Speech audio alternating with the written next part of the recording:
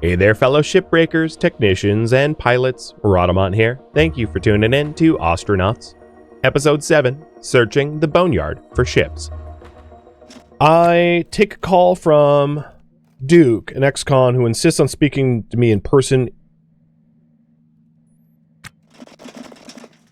Okay. So that's another goal. And at some point, once I'm ready to flip this stuff, I'll have you guys vote on what to do after I check out the derelicts for purchase, whether I pay down my mortgage or potentially buy a derelict. Hey, Turtle! You missed that much? Yeah, apparently. Welcome, dude. Thank you for the cheer. I know I've asked this before, but do you intentionally just, your cheers are always just like like a random number, like that you just smashed into the keyboard? That's like, I don't mean to sound unappreciative. I'm fascinated by how it's always just some random number. Because whenever I cheer for other streamers, it's always like 100. It's like $1 or $5, something like that. Some normal increment. But for you, it's always just a completely random number. I just find that hilarious.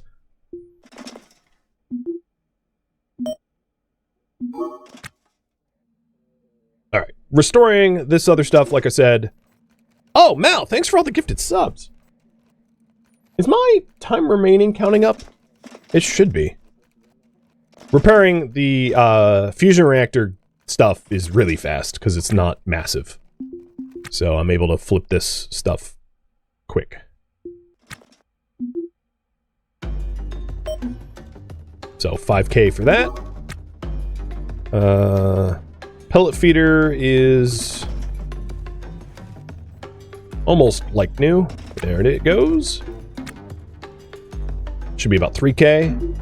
Yeah, 2.5. This core liner's should be 1,600. No, 2,600, because it was in really good condition. This will probably also net for about the same, maybe 2,400. Oh no, 26 again. Capacitor.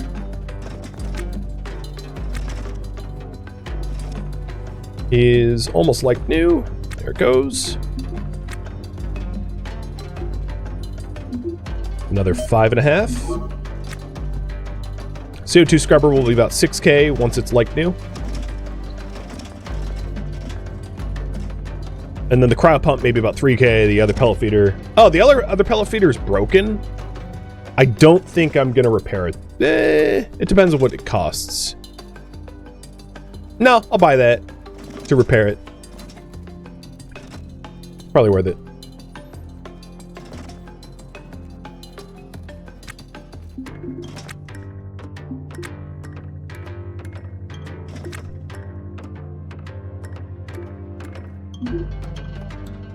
$6K. Cryo pump. Jennifer Franklin reaches out seeking help with the engineering research project. That's the bum that keeps hitting me up for money. Yeah, your research project is what? A Nigerian prince to invest in? Bum. I'm mean to her. And maybe it's legit. Who knows? So, as I mentioned before, anything in the cryo system is worth pennies compared to the rest of the fusion. So this is worth 700, right? It's not nothing, but it's not a lot. So in order to repair this, I need 1 motor, 2 electronic parts. I have the mechanical parts. Aluminum and fiber.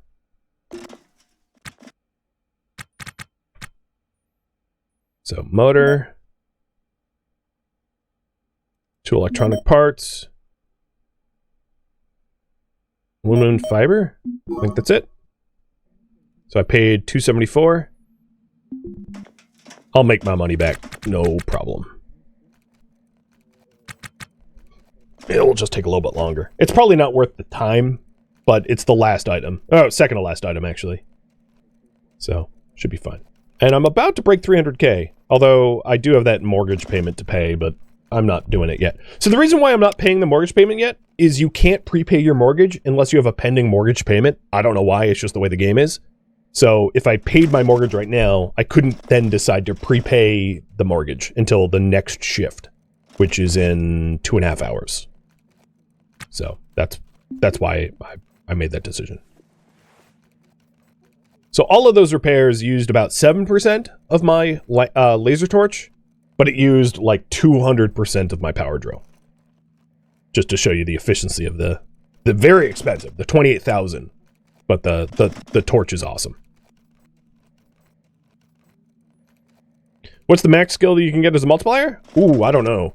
It also heavily depends on a lot of things. So it depends on your mood, it depends on your health, it depends on, you know, how rested you are, the conditions of your tools, what tools you're using. There's so many factors, I just don't know that off the top of my head. I've seen some like times 40s before, but I'm sure it goes even higher than that. Okay, I have 300,000 in the bank. Let's go ahead and take a look at the Derix. So shop for Derix or prepay mortgage. Have you decide? So we're going to go to the Azakiwi Commercial District, which is where you shop for Derix. Stepping off the tram at Kleg's Commercial District, the difference is immediately apparent. It's not nicer, but maybe less worn out. Like, less people come here, or at least less rough and tumble types. The main point of interest is the Port Authority office, a place where every captain inevitably becomes familiar with as they navigate the web of red tape surrounding spaceport operations, basically mortgage and the like. Usually you'll find at least a few pilots and ship owners slouched in line here, down on their luck, hoping for a break. The longer the line, the more likely that nice clerk is on duty today. The district also offers spacers with funds to spare, plenty of lavish means to part with their windfalls. The shipbroker offers mortgage on pre-owned vessels, as well as derelicts from the Boneyard stock. The Van Buren self-care kiosk offers medical products and treatments. The embassy for distant colonies for citizenship. Unfortunately, decades since the loss of Earth to the ablative cascade of 59 has rendered the colony interaction increasingly rare and informal. The legal status highly coveted, let alone full citizenship. Legal status often confers local benefits such as cargo trade discounts and rights to private housing and docking. So, the goal of this series is not to become a citizen. That was voted against. But if you wanted, there's two ways to gain citizenship. You can either forge a visa or buy a visa. And you would go to, this is the embassy. And the embassies is for here in Kleg. Without spoiling it, you can't buy citizenship here in Kleg, and I'll actually show you that. It tells you that no one's selling citizenship. So most sovereignties in the system observe a tiered immigration status, or strata, usually ranging from undocumented, me, an illegal, to an immigrant, to full citizenship. A person's strata dictates which rights they enjoy with their sovereignty. So there's the investor visa and the skilled labor visa. The investor visa is 5 million. And here, posted, unfortunately, the Immigration Bureau is overrun with local applicants. And what it's telling me is to go to Venus. And it's not accepting local applicants no matter how much money I put up. And same with the skilled visa. So Kleg is not taking anyone for citizenship. So if I wanted citizenship, I'd have to go to Venus for it. And I can't get to Venus without a fusion reactor and a lot of fuel and patch kits and multiple days of food, and it's a big ordeal. All right, so here's the shipbroker, and the other points of interest here is another bartender here, the Port Authority office here, gigs, but there's gigs on every section, and the medical. So here's the shipbroker. So these are the ships for just straight up to buy. As you can see, I'm priced out of all of them. But if I did want to buy one, let's say I wanted to buy this passenger shuttle, I could put down a certain amount of money now I can almost afford it. And then payments per shift. So if I wanted to buy a used ship, I could, right? But you need at least 50% of the cost as down. So I'm priced out of all of these ships, but only barely. You can also buy Derix. So 3 of the Derix for sale are Derix I've been on. The 3 big ones that I was on. So I salvaged the crap out of this one, I think. Yes, I salvaged the crap out of this one because it was last visited most recently. So this is the one that I like stripped for parts. This is I think the freighter had the pirate on it. And this other one had the law enforcement agent on it. But I could just buy like, this is I could visit these and see if I want to buy them. So if I was shopping for Derix are Derix because they don't run. In order to get a Derelict running, you need a transponder and an antenna to be legal. You need a navigation console and some sort of RCS thruster and thruster fuel, and that's it. With 1 thruster and 1 thruster intake and a nav portal and a battery and an antenna and a transponder, you can limp back to you can repair it or limp back or whatever. So so you can also see the rough estimate, and these are rough, but the rough estimate of the estimated value of the ship.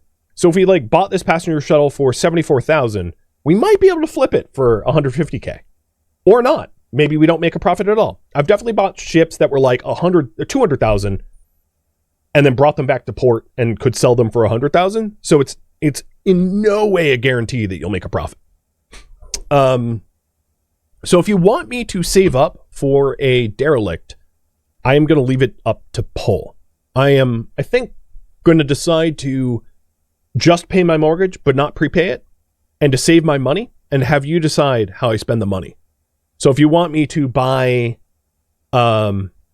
ideally, I think a courier would be best. Now this courier, comes with like a wellness room and quarters and a reactor and everything. This one comes with all the frills, which is why it's really overpriced.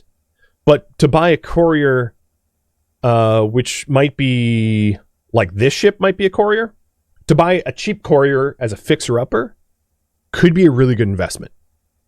I think this is another courier. It looks like one that's cheap. It's 76K away. So I think what's ideal is if I jump from derelict to derelict out in the Boneyard, building up kind of a log of what these ships are, finding one that I like, finding one where like the hull and the floor are more or less intact, so it's not a super big fixer-upper, and then potentially buy it. So should I save my money for a derelict, or should I prepay my mortgage and build up my ship?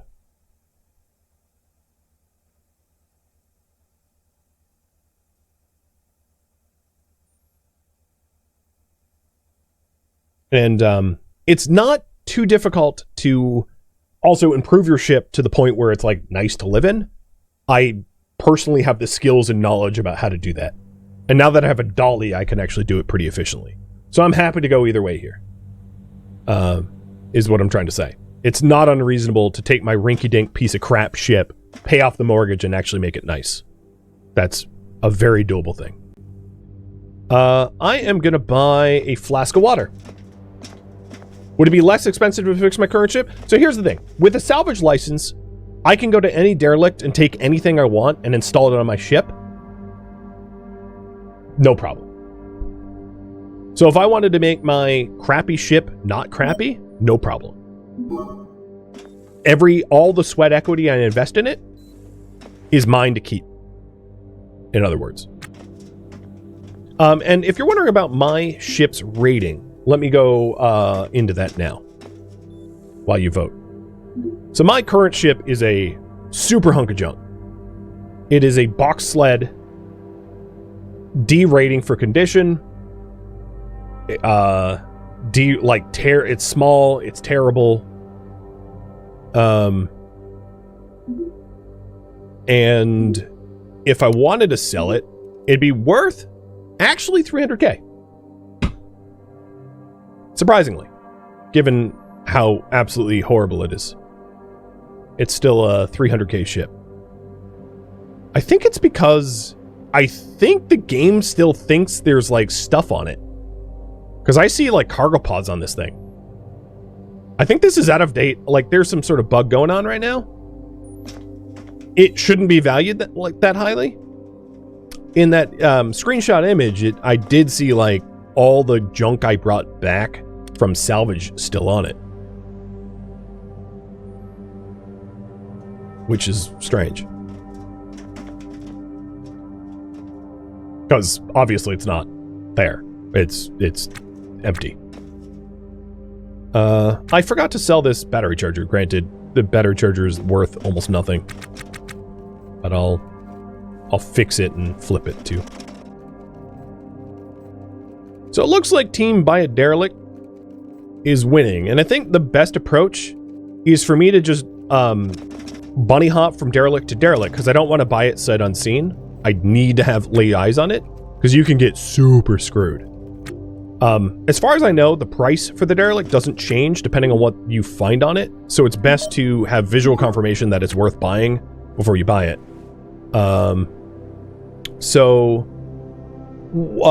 What to do next? Visit Derelicts to buy, do a story goal, do a gig, go salvaging, or other viewer suggestions. What do you want me to do? Should I shop for a derelict? Should I try to make more money? Should I do a gig? And I'll check out the gigs, see if any of them are reasonable for me to take on.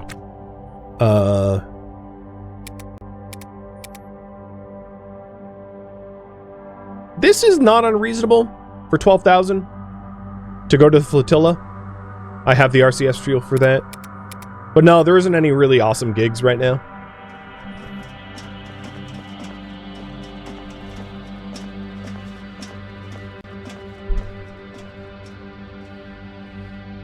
Alright, seems like visit Derelicts to buy is the popular option. So let's go do that. Helmet on, battery in, and out we go. Yeah, all that's here is the EVA charging station and the dolly. So that snapshot was like bugged, but I don't care.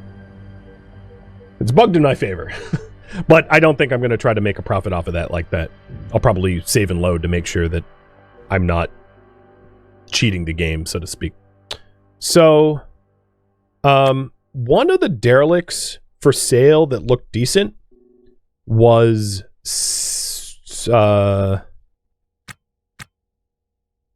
76k away. So I'm looking for a ship 76k away from... Oh, yeah, maybe this one? Yeah, maybe it was this derelict that I thought might have been a courier.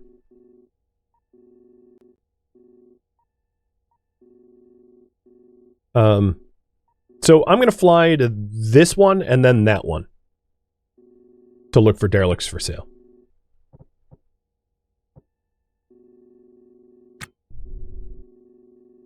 Oh, power reserve again. You know what? How did I really draw down my power that badly? Yeah, all right, let's fix that before I leave. I don't want to be dead in the water. That would suck.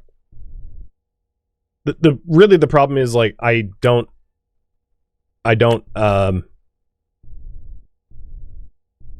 only have one ship battery and it just gets worn out quick.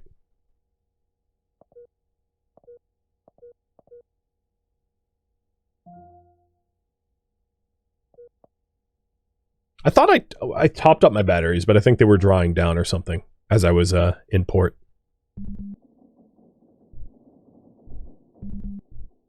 Oh god, now that I don't have all that junk on my ship, my my thrusters were like flinging me around like the Hulk, because I had ramped up my thrusters a lot for the to compensate for the extra weight.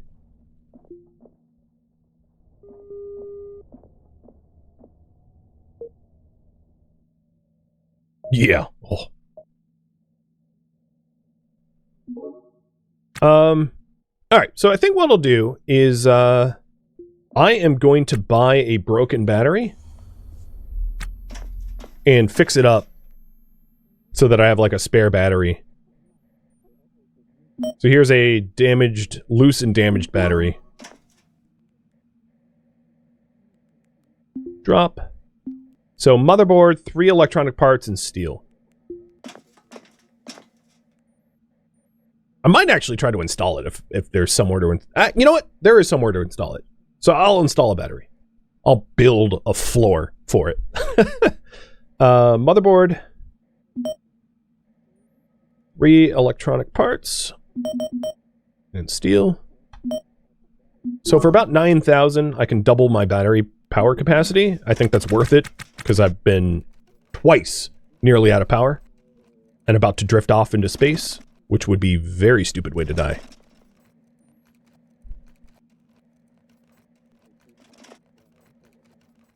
And what I'll do is I'll buy 4 floor pieces and install it symmetrical and opposite the other battery. I'll install it here.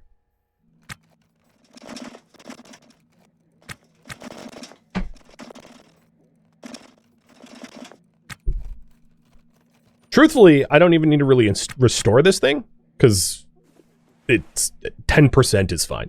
It doesn't change its charge. It's already charged up. So let's go ahead and buy some floor panels. I don't think I need conduit, because I already have conduit running where I'm going to install it. So I'll buy the mobile space systems. No, there's only one of those panels. The mobile space systems are the lightweight panels. They're 5 kilograms a piece, whereas the other floor panels are 7. And yeah, when you're building a large ship, it can be pretty significant. Buying a bunch of lightweight panels helps a lot. But I'd like just 4 floor panels of all the same type. But alright, let me check the other supply. Is there a way to produce power other than the reactor? No. There's no like solar panels. Which would be awesome.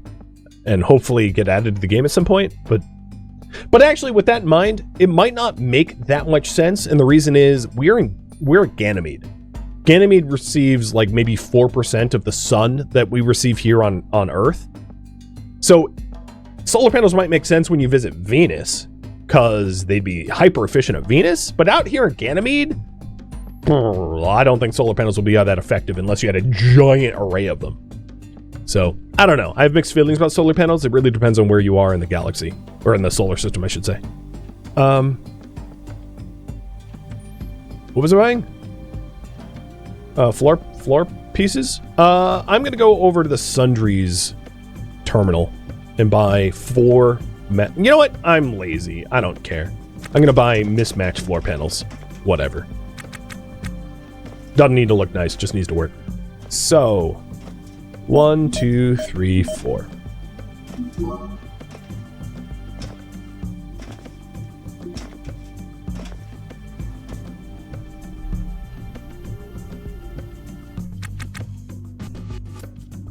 You guys want me to ditch this ship anyway, so I don't need to make it look pretty.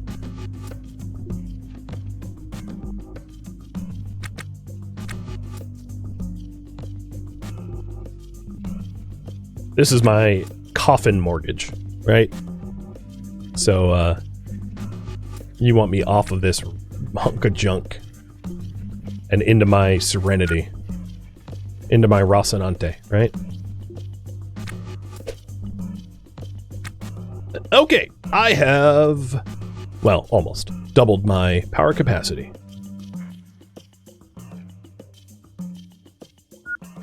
There we go. I'm going to restore this a little bit so it's not like a sneeze away from busting up, because if I have a little bit of a rough docking, I don't want to break it. Also, the proximity alarm here can be more or less ignored. The proximity alarm is just other ships coming to dock here at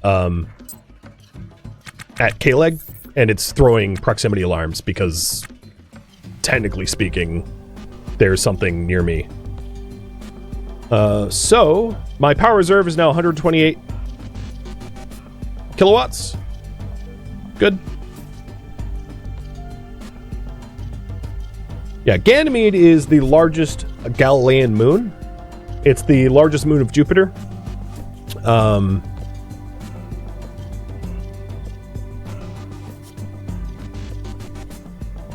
And then you've got Europa, Io, and Callisto as the other Galilean moons, off the top of my head. I'm trying to adjust my accelerometer so I'm not thrust murdering myself. And Ganymede is the largest. Truthfully, in real life, the Galilean moons are bathed in radiation, and I would be dying from radiation poisoning, because what happens is, oh, shoot. Wait, why am I not... Hang on. What the hell's going on?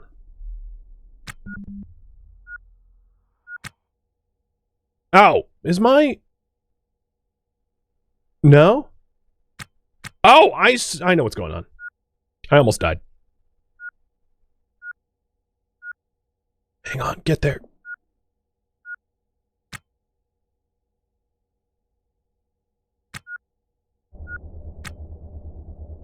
Okay. I did something stupid. Let's not talk about it.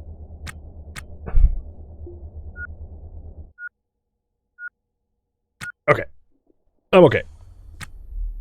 I turned off my oxygen alarm because it was annoying, but the oxygen alarm was wired up to my oxygen pump, so it was not oxygenating my cabin, so I was suffocating and not realizing it.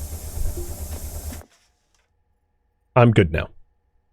I'm in a 66 kPa oxygenated environment. So, whew, okay, we're good, we're good. Not dying. Feeling a little bit stupid, but not dying. Alright, so our ETA to the closest derelict is 16 minutes. Let's spend those 16 minutes productively by repairing up this crap sled.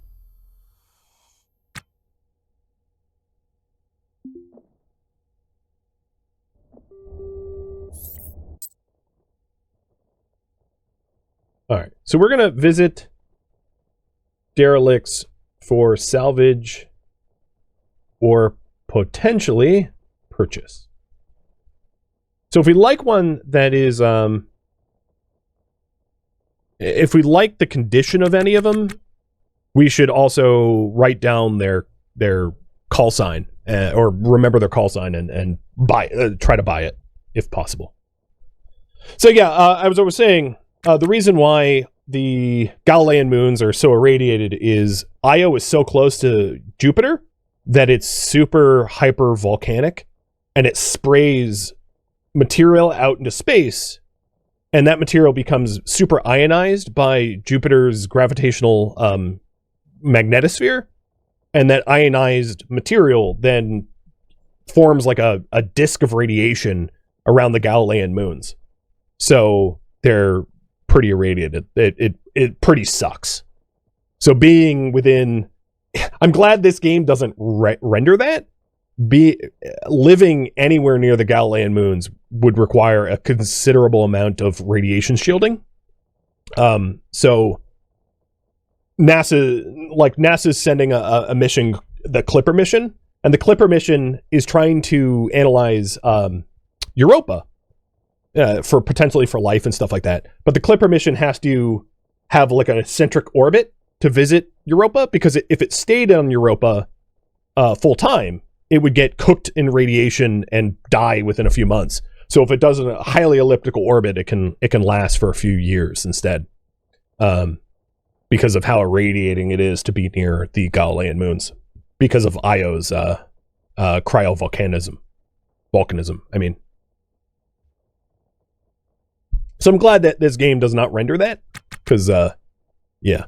So if you're wondering, repairing stuff on my ship like this helps its resale value, because the quality and the condition of the ship when I go to sell it eventually contributes its sale price. So as I'm transferring between zones here, it's useful to like just maintain the ship. Plus, you know, it doesn't break and blow up and kill me. So there's other reasons to do that too. All right, let's dock to the V1XW. And I didn't line up all that nicely, so we're not pointed at it. There we go.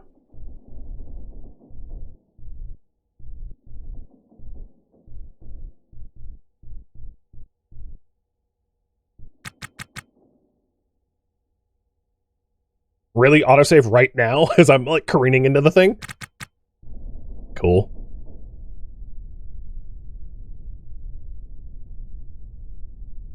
Yeah, we won't talk about the incident that I almost asphyxiated. I disabled the very annoying oxygen alarm, not realizing the oxygen alarm draw is wired up to my pump, and my pump is what kept me alive. Little oopsie. All right, I gotta line up a little bit better here. There we go. So there's still bearing and cross velocity when you're trying to dock. Whatever this is, I think it's small, because if it was large, I would be able to dock at about 100 meters away, and we're having to get real close, which usually indicates it's smaller. So I'm guessing this is a small to medium-sized vessel. Do you get to auto dock? No. Yeah, it's a small to medium-sized vessel, I was right. It has, crazily, enough power right now to have an active navigation console, which is wild. Oh no, never mind. It turned off. I misread. This thing is a junker. It has a knuckle duster out on cargo web. Okay. Is there anything worth anything here? Yes, this ox tank is worth taking. It's 95% full. That's going to be about 4,000, just shy of 4,000. It's not a massive windfall, but it's not nothing. I wouldn't want to buy this thing. The reason is it's like missing an unbelievable amount of walls, and it would be annoying to buy. Actually, I mean, I could fix it. It's not great, though. But I'm not going to say it's worthless, because it is kind of like an empty husk that could be fixed up, potentially.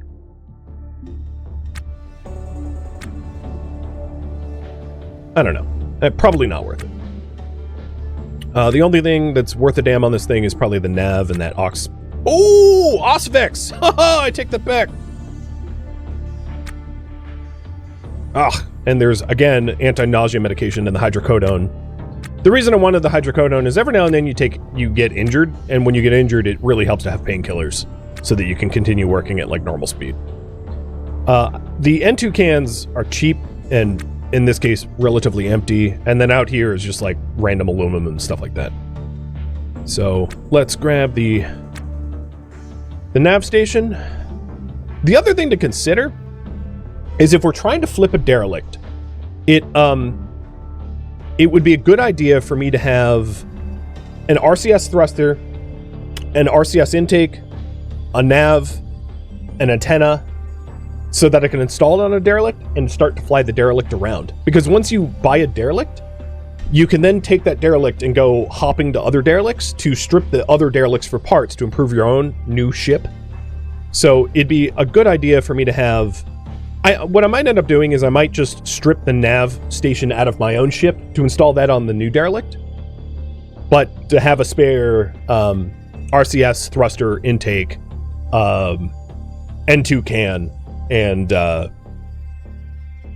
so that we can, you know, flip derelicts that way. So I need small parts electronic to repair this nav.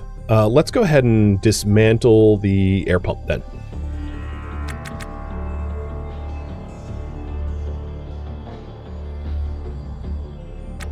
Oh, I only got mechanical parts. I don't think there's small parts electronic anywhere on this.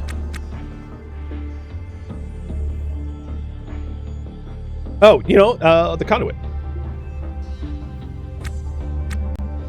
Yeah. Just rip out some conduit in the walls. Yeah, so I'm looking for a good canvas to build on. That's exactly right. This canvas is not awesome. It's big, but I don't like cargo web. Cargo web is like a flexible... How to explain it? It's kind of like netting for cargo. It's cheap and weighs not very much, but it's non-structural. And I don't really like it because I like to live inside the vessel and move about without having to worry about like constant airlocks. The more airlocks, the more things you have exposed to vacuum, the more gas you have to spend to move around your ship. So if you have sections of your ship that are depressurized, every time you move into those sections, you will then have to repressure, like you'll vent out because there aren't like automatic airlocks in this game. There are manual airlocks. So if you wanted to, whoa, Pushy, thank you for all the gifted subs. If you wanted to, you could hook up like a signal to be able to pump oxygen out of an airlock so that you don't vent out a lot of gas. The reason I haven't really done that is it's a lot of effort to do that. And it takes time, and gas is relatively cheap. So to save myself the headache, I don't bother designing my ships with like functional actual airlocks. I just do the next best thing, which is to have a small room that ends up venting every time I transition from in to out. I think that's probably the most economical way of going about it. Oh, that's weird. The theory is sound ship is like not showing on my map. So this is the theory of sound, and its call sign is V1XW. If we ever wanted to buy it, I think it's pretty low on my list of potentially wanting to purchase. I wasn't super interested. That was also not the one I identified wanting to buy anyway. It's this one that I thought could be a courier. If I'm going to buy a ship, I want to buy a ship that like is going to be comfortable moving into. Ideally. A good match, because it's somewhat of a permanent choice, unless I'm planning on just flipping it for profit. Oh, shoot. I hate when this happens.